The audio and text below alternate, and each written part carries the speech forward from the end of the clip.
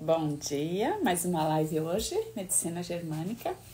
Hoje a gente vai falar sobre como a gente explica, como a medicina germânica entende aquilo que é chamado de doença maligna, de câncer maligno. E o meu convidado hoje é um especialista em câncer, está aí ele, Alex Corsino. Quiser enviar a solicitação para participar, isso. Já vamos começar direto. Apenas uma aprendiz hoje.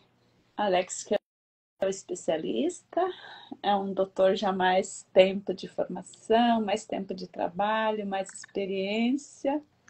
Bom E dia, bom Sabrina! dia, é sempre uma honra te receber, Alex. É sempre uma alegria estar aqui com você e com todo mundo que passa aqui por esse perfil, pelas tuas lives, sempre excelentes. É muito bom nesse movimento da gente estar em ativa, né? A gente está, nossa, a gente está salvando vidas mesmo, principalmente a nossa, né? É verdade. Eu sempre digo, né? A minha cura é a cura de muitos, então a gente salva a É. nossa vida e ajuda as pessoas também a alcançarem esse estado. É muito bom. Sim, sim. Então, esse trabalho da medicina germânica é algo que está, assim, a maioria das pessoas ainda não conhece que existe, não sabe o que que é, né? Então, a gente tem a missão, né? Quem já teve o acesso tem a missão de contar para os outros, né? Porque senão não tem graça, né? A gente aprender uma coisa e guardar pra gente, né? É Então, Alex, verdade. hoje o assunto é muito bom. Ó, o pessoal tá chegando. Obrigada de estarem aqui. Olha só quanta gente bonita chegando aqui com a gente agora ao vivo. Depois tem muitos que assistem a gravação. E eu também baixo essas tuas lives, nossas lives, e ponho lá no YouTube, porque tem muita gente que não tem Instagram, que não acessa, né? Então, quem estiver assistindo no YouTube também saiba que o Alex tem o Instagram, ele fala todos os dias, e eu também, né? Então, pode achar mais conteúdos interessantes lá e dê suas curtidas e dê a força que a gente precisa também, né? Então, Alex, mas hoje é contigo. Como a gente explica, o câncer é maligno, né? Que é o câncer que é o monstro, né? Que nos assusta. Nós não, né? Mas já assustou muito, muito a nós também, né? É verdade. Eu sempre tive essa pergunta, sabe, Silvina? E o que me direcionou muito para a medicina germânica foi de justamente ter um alinhamento aqui daquilo que eu acreditava mediante algumas percepções, observações, porque o câncer, ele passou lá por casa quando eu era bem jovem, né? E ali a minha mãe, aquela história, ela faleceu por conta de um câncer de mama, depois passou por um quadro metastático, e a mãe dela também faleceu por conta de um câncer de mama. Aí já Então, tem o susto dobrado, né? e ali eu comecei a olhar para mim, né? Mesmo jovem ainda, ali, no início, com 14 para 15 anos, por que que eu comecei a olhar para mim? Porque a gente tem a informação de que o câncer ele também pode ser genético, né? Ele já por si só é aquele diagnóstico que assusta, que impacta ainda. Então a gente entende que por trás de qualquer enfermidade existe um evento traumático, mas um diagnóstico ele também é capaz de provocar um outro evento traumático, né? Sim, Então eu já atendi pacientes que receberam diagnóstico de câncer, 30 dias depois veio um diagnóstico de metástase ali no pulmão. sim. E aí a gente sabe que o pulmão representa aquele conflito relacionado ao de que a minha vida está correndo risco, né, o conflito de morte. Então isso acaba fazendo toda uma correlação, todo sentido. E aí quando vem um diagnóstico de metástase, aí é que a pessoa geralmente ela se sente mais impactada ainda. E a Sim, medicina fica mais pesado. E uma coisa assim que acontece bastante, eu já atendi várias pessoas também com câncer, é que elas fazem a biópsia dá negativo, né? De repente, pouco tempo depois, aparece em outro local um câncer maligno, né? Que dá positivo, né? Dá benigno, depois passa a ser maligno, né? Então, com isso, tem muitas crenças, né? Então, Alex, tu sabe explicar o que que acontece nesse processo? Por que primeiro deu benigno, agora deu maligno, né? A é, gente acredita que aquele câncer que era benigno se transformou em maligno. Mas o monstro não é bem assim que ele vem, não, né? e na verdade ele não é um monstro, É, né? É isso que a gente precisa.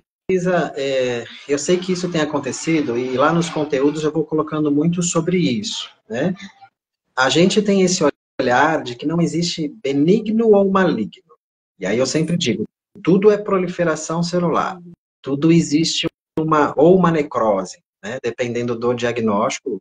Num ducto mamário pode ser uma necrose, se for na glândula mamária pode ser uma proliferação celular, então depende muito do tipo de conflito que a pessoa vivenciou.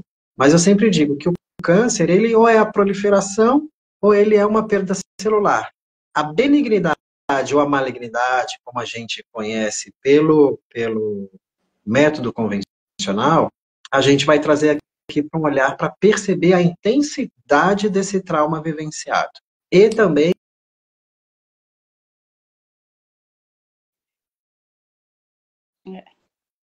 ou seja, o quanto tempo a pessoa ela passou vivenciando aquele trauma. Não muitas vezes relacionado ao tempo em si, mas à intensidade do conflito. Então, assim, Alex, houve uma proliferação aqui, o câncer cresceu rápido.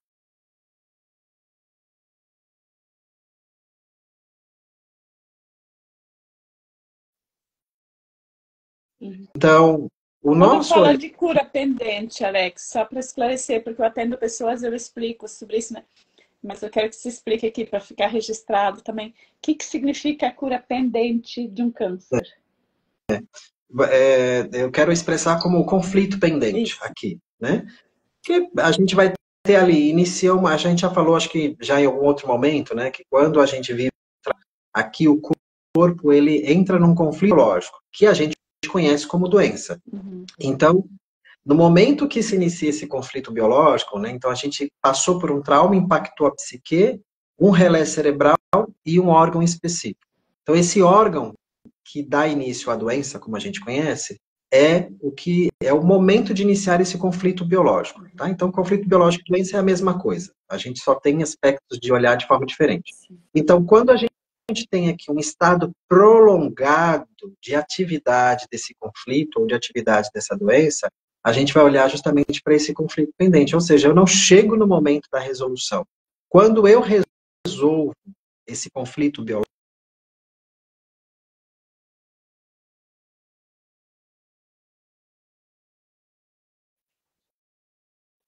né, o sistema biológico de sobrevivência. Então, a gente passa. Nessa fase de cura, tem um momento muito importante, que chega num determinado instante, que vai ser onde o nosso corpo ele vai estar num estado mais extenso de relaxamento, né? E aí lá nos estudos da nossa base da germânica, a gente tem que geralmente é final de semana, feriado, que a gente está bem relax em relação às nossas atividades, a níveis de estresse, que a gente está num estado ali de vagatonia prolongada, ou seja, o corpo num estado de repouso. A gente vai ter um momento chamado que é a crise de recuperação. Então, aqui todos os sintomas da enfermidade, eles vão surgir. Por que que isso acontece? Porque aqui o nosso corpo, ele vai expurgar toda aquela, digamos, anormalidade, né? E aí, ele então começa, depois de expurgar tudo isso, ele vai ali já terminando a sua fase de cura até voltar ao seu estado normal, ou seja, não existe mais conflito. Então, a gente tem o conflito pendente ali, quando a gente está nesse estado simpático-tônico, né? Ou seja, de estresse, né? De aflição, de arritmia, de hormônios alterados, é a fase fria, né? A gente passa por calafrios, mãos frios, pés frios, porque a gente ainda não chegou na resolução do conflito. Agora, a gente pode ter ali um trilho, né? Eu gosto de falar de gatilhos, que nesse momento da crise de recuperação eu posso vivenciar alguma coisa que me remete a um estado de conflito de novo, e aí isso ficar de forma também a ficar se repetindo. Então, por isso que o Aí fica tratar, pendente, né? aí ele vai ficar pendente. Então, o tratar o conflito, ele é extremamente importante, né? E, é simplesmente um trabalho que eu sempre vejo assim, a gente pode fazer de várias formas esse tratamento do conflito, né? Mas a medicina germânica traz também direcionamentos bem práticos para a gente estar olhando para isso. Então, eu recebi há pouco tempo atrás, agora, alguns minutos atrás, uma pergunta no WhatsApp que era: Alex, o câncer é curável? O câncer tem cura? E eu digo, tem. Todo câncer ele tem cura em si. O que a gente precisa avaliar primeiro é como é que está esse estado clínico hoje, né? como é que está essa biologia, como é que está respondendo. Porque a Que é, clareza que a medicina germânica traz para a gente, olha só que interessante. Isso daqui, Silvina.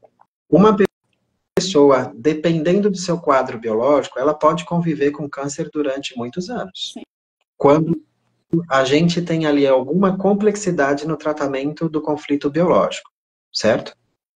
Então, isso pode ser, o câncer pode ser algo, essa proliferação pode ser vivenciada, ela pode ficar estagnada, enfim. Entretanto, o câncer em si, ele não mata. Olha que interessante isso. O câncer, ele não mata. O que faz, então, a pessoa entrar num estado de instabilidade aqui, ou de, me fugiu a palavra, mas que o corpo não consegue responder ao tratamento? A falta de energia, o estresse, outras questões que aí sim impactam o sistema nervoso central e fazem com que a resolução desse conflito ele fique pendente, ou de que ela vivencie por várias vezes esse tipo de conflito, né? Então, o câncer, a gente não tem esse olhar de benigno ou sim, maligno. Não existe na natureza o bem ou o mal, porque se a gente olha assim, a gente está falando que a natureza ela tem defeito, de que a doença faz parte, e a gente entende que não é dessa forma, né? Porque a natureza ela é perfeita e nós fazemos parte desse ecossistema. A gente faz parte da natureza, então o nosso organismo ele não tem defeito. Então, quando a gente é, entende isso, a gente vai perceber que a enfermidade, quando surge, é um processo, começo, meio e fim, e é totalmente tratável, independente do diagnóstico que se receba. Então, a gente tem muito esse, aí sim, né, entre aspas, esse monstro que foi criado de que o câncer mata. Não, o câncer não mata, o que mata é o que vem com ele. E o que vem com ele é muitas vezes o medo, a depressão, a ansiedade, um tratamento que vai trazer toxinas para o corpo, e aí isso vai tirar toda a energia, cria um desequilíbrio, uma disfunção, e o nosso organismo pode não responder em relação a essas questões, mas o câncer em si, ele é totalmente curável. sim. Aqui você trouxe sobre maligno e benigno, né? A gente estuda a história. Lá atrás, no passado, o que fazia as pessoas decidir sobre a vida do outro, né? O tempo lá dos quem era do bem vivia e quem era do mal morria, né? Então eles executavam no tempo da Inquisição, muitos tempos que a igreja usava isso, né? Então era assim, quem está do lado do mal merece morrer. E isso foi usado, também é usado pela medicina para dizer assim, quem é do mal vai morrer, quem é do bem vai viver. Então, essa crença vem dali e aquilo é usado como potencial, né? Como se adotou como verdade, né? E como se traz, a natureza é perfeita. Se a gente acredita que existe câncer maligno, então a gente duvida que Deus fez o nosso corpo de um jeito certo, né? Porque se nosso corpo tem defeito e começa a nos atacar com células malignas, tá meio contra dizer assim, Deus nos fez perfeitos, nós somos criaturas divinas, né? Então, fica uma coisa bem contraditória, né? E outra questão sobre a cura, né? Pela medicina convencional tem muito isso, né? Quanto mais rápido, mais fácil a cura. Pela medicina germânica, a gente diz assim, quanto menos agravado, é mais rápido sim a cura, né? Mas não quer dizer que se a pessoa está com 3 anos com câncer, não pode se curar também, né? Então não tem essa divisão, né, de que só porque tem muito tempo de câncer não tem mais cura. Só que o processo, que nem você falou, a pessoa já está tão debilitada, tão fraca, porque quem fica fazendo quimio e rádio durante 3 anos, quando vem buscar ajuda com a gente, geralmente é assim, né? No último recurso, a pessoa vem buscar. Graças a Deus tem muita gente que vem pedir já antes de entrar para as medicações, né?